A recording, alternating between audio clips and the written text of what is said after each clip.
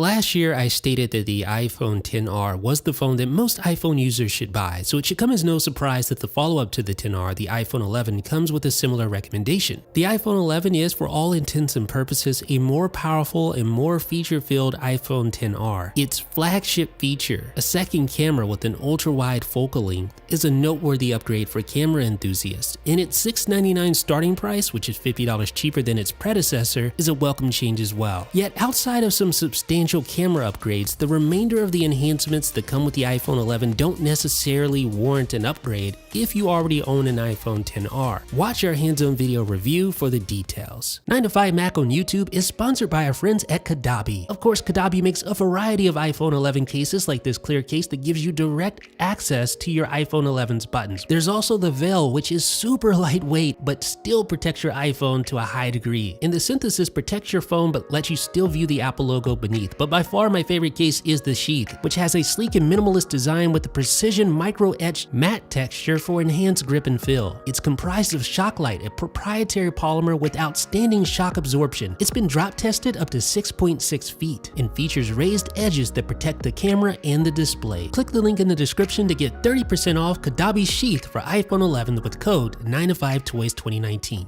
Thanks for watching 9to5Mac. Be sure to thumbs up, click the subscribe button, and then enable notifications with the bell icon so you won't miss any upcoming videos.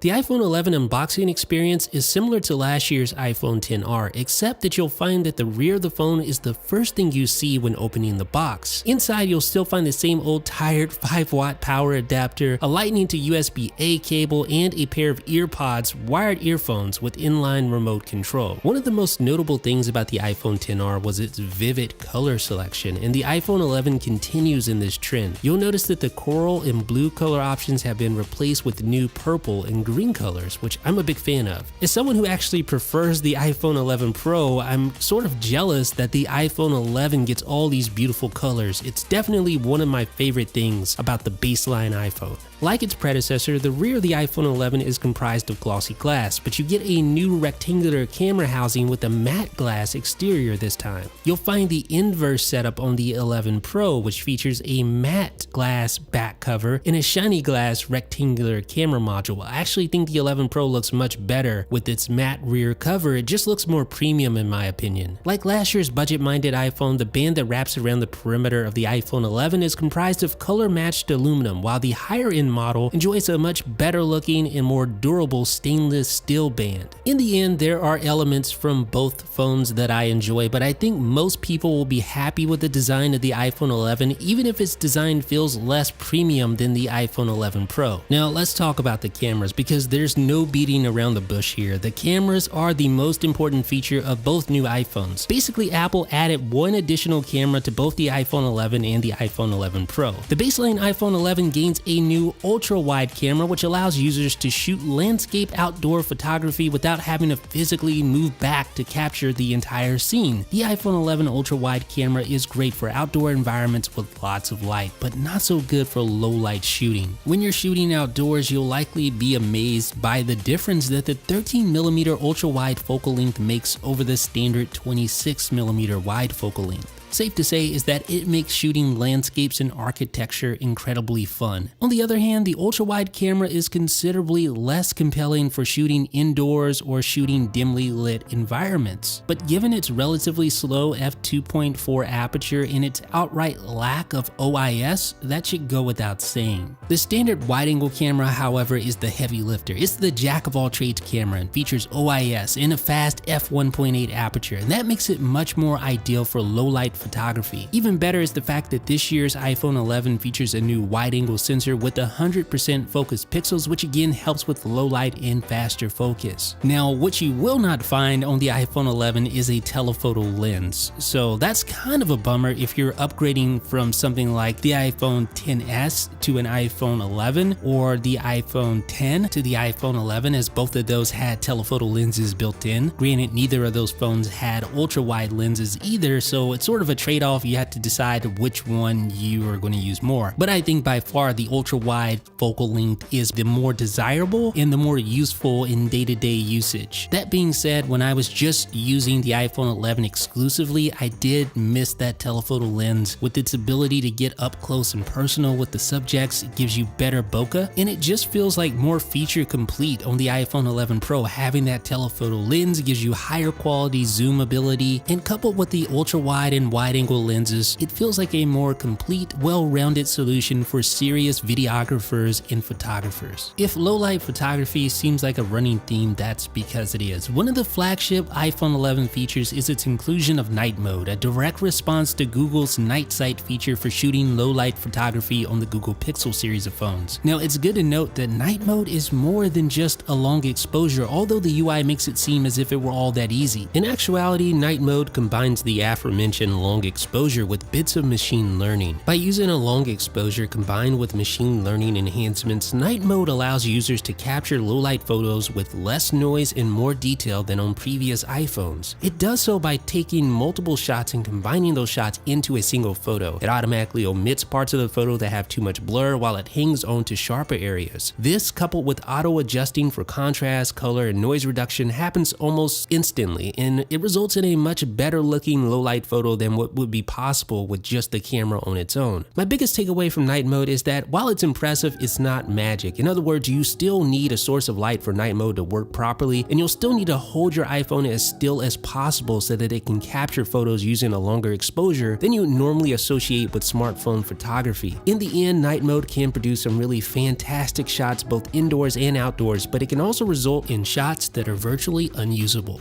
Optically speaking, a smartphone will never be able to compete with the standalone camera because generally speaking, smartphones come with fixed apertures and fixed lenses with fixed focal lengths, but smartphones can also leverage advantages that traditional cameras can't do as easily, such as computational photography, and the iPhone 11, thanks to the A13 Bionic chip, has that in spades. Of course, the iPhone 11 Pro does the best job of showcasing this given its 3-camera setup, but the iPhone 11 is no slouch either. For example, the new stock camera app makes switching between multiple lenses feel as if there was an actual zoom lens with an adjustable focal length strapped to the back of your iPhone. Through software design and computational photography, the camera app does an outstanding job of selling the idea that there is a single lens instead of 2 different lenses with 2 different camera sensors. Instead, the camera app UI makes it so that the user has a camera that happens to be capable of zooming in and out on a whim, and although there are indications that there are 2 different systems working together, Apple does a great job of hiding that fact in context. In its synopsis of the A13 Bionic, Apple indicates that it's not all about the raw power per se, but it's the way that it's able to orchestrate it all to make 2 cameras, or 3 in the case of the iPhone 11 Pro, operate as if they were one. iPhone 11 engineers went above and beyond to calibrate each camera for white balance and exposure, and then after pairing the cameras together, they calibrated them again for module alignment. And while Apple did a commendable job with achieving consistency in color across each camera, it's not completely invisible to the discerning eye. Despite the calibration and the best efforts to match the 2 cameras together, an eagle-eyed user can tell when the camera shifts between lenses, as I noticed subtle color changes in the viewfinder when doing so. For example, when viewing the wide-angle camera, the viewfinder will display the outside of frame area from the ultra-wide camera where appropriate, and that's cool in and of itself. But if you look closely, you can tell that both of these camera views are stitched together via software, as there's a noticeable tearing that occurs in the area where the 2 pipelines meet. Of course, none of that really affects usability, but some users may find it a little distracting.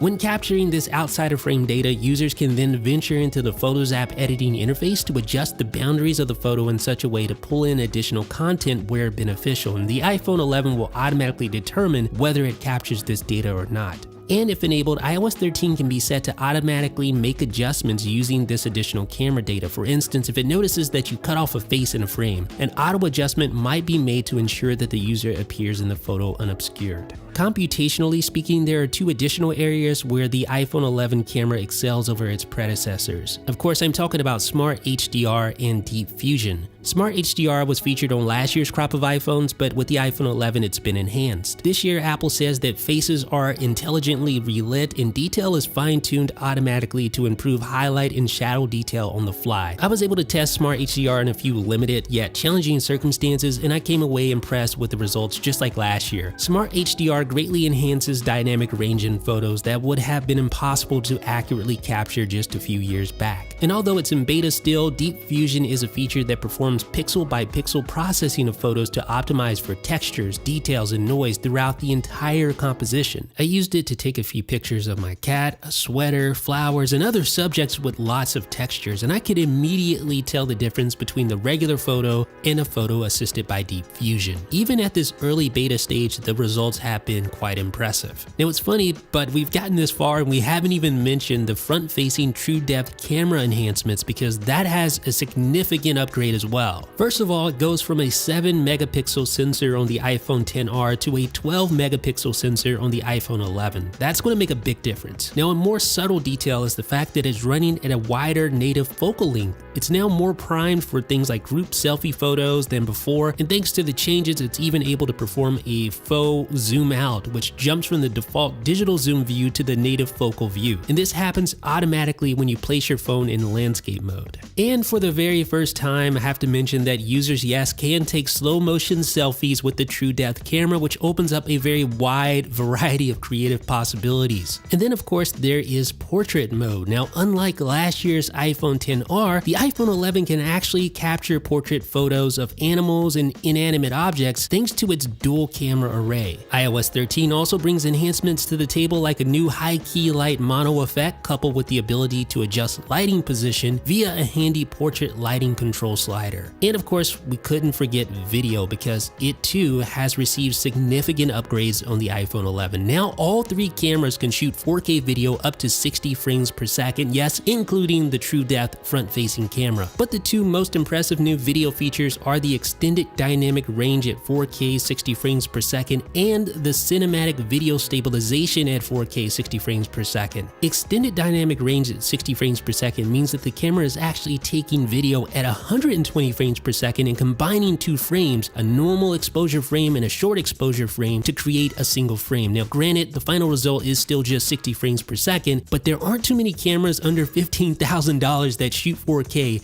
at 120 frames per second, which this technically does, putting the power of the A13 Bionic into perspective. Now, there are additional video-centric improvements for the iPhone 11, including a new quick take video feature that lets you capture videos while in photo mode on the camera app. Just beware that quick take videos should not supplant normal videos, because they are capped at 30 frames per second and feature a 4:3 aspect ratio with lesser resolution than 4K. And then there's audio zoom, which is fun to mess around with, but sort of feels a little bit Samsungian in nature. It increases the volume of the audio of the subject that you're capturing when you zoom in on it, so it increases the perception that you've gotten physically closer to the object that you're shooting via a clever usage of the microphone that resides next to the square camera housing. Overall, the iPhone 11 camera is just downright impressive. It is doubtful that smartphone cameras will ever be able to compete with dedicated systems as far as pure optics are concerned, but the iPhone 11 is a good example of working with the tools and abilities that you have at your disposal, maximizing your strengths and minimizing your weaknesses. Now, in case you haven't noticed, this has been an extremely camera-heavy review, and that's because there really isn't that huge of a gulf between the iPhone XR and the iPhone 11 with regard to anything else. I mean, sure, the A13 Bionic is quite a bit faster than its predecessor. It's also a little bit more efficient. You get an extra hour of battery life as a result. And there are other improvements like better water resistance, spatial audio for faux surround sound, and networking enhancements like support for Wi-Fi 6, for instance. There's also that fancy new Apple U1 ultra wideband chip that can make your iPhone spatially aware in relation to other U1 enabled devices. Now, that feature is still very limited and in its infancy, and there's really nothing that uses it right now outside of AirDrop in iOS 13. So all these features, while they're certainly worthy of bullet points, aren't compelling enough to work as key differentiating features when compared to the iPhone XR. Even things like speed enhancements to Face ID are largely made possible by iOS 13, which means that even the iPhone XR received the same speed boost for Face ID. So in the end, the two most compelling features about the iPhone 11 are its starting price at just $699 for the 64GB model and its camera capabilities, headlined by the new ultra-wide camera. The iPhone 11 is a great value for all that it offers in the way of features. It gives users almost everything provided by the iPhone 11 Pro, including the same A13 Bionic system on a chip at a much more digestible price point. That said, if the new camera features don't sound exciting to you, then you should probably hold off on upgrading if you're coming from an iPhone XR, or maybe even an iPhone 8 or iPhone 10. But if you've been pining for an ultra-wide camera, better low-light capabilities, improved 4K video, then either the iPhone 11 or perhaps even its bigger brother, the iPhone 11 Pro, are well worth considering. Thumbs up if you want to see a full review of the iPhone 11 Pro. So what do you guys think? Have you purchased an iPhone 11 or do you plan on purchasing one in the near future? Let me know down below in the comments section. This is Jeff with 9to5Mac. Special thanks to our sponsor Kadabi, who makes the excellent, sleek, and minimalist design sheath case for iPhone 11. Click the link in the description to get 30% off Kadabi sheath with code 9to5toys2019.